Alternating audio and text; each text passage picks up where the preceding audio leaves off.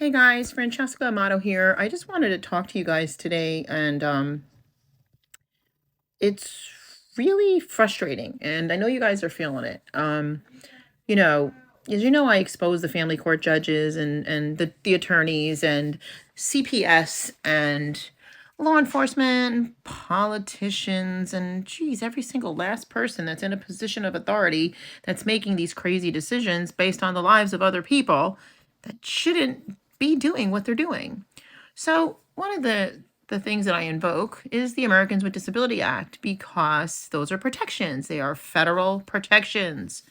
And we don't want to see further discrimination or harm or further trauma exacerbating pre-existing conditions or conditions that the court caused or conditions that a domestic violence situation or child abuse situation caused. But what do the courts do? The complete opposite of normal all the time. But now, like one of the things that I deal with since I do this nationwide is these attorneys. They're telling their clients, whatever you do, don't invoke the ADA. Like, just let's consider this for a moment. Would you ever want an attorney that told you not to wear your glasses because if you can't see clearly, you'll lose your children? Or don't bring in your wheelchair because if they think that you have a disability, you are not an appropriate parent, you're no longer fit?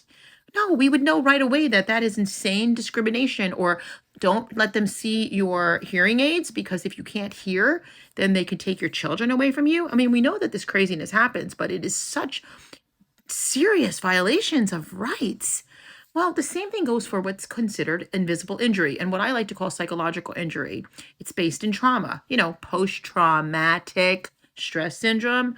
I even had a court saying that trauma wasn't covered under the ADA. Someone who's not even an ADA coordinator that didn't even know that the courts are supposed to have a designated named person to be an ADA coordinator so they can coordinate with people like myself so that my client can get the accommodations that I need for them. Not that I'm requesting, that I need. Like I wouldn't request a wheelchair ramp.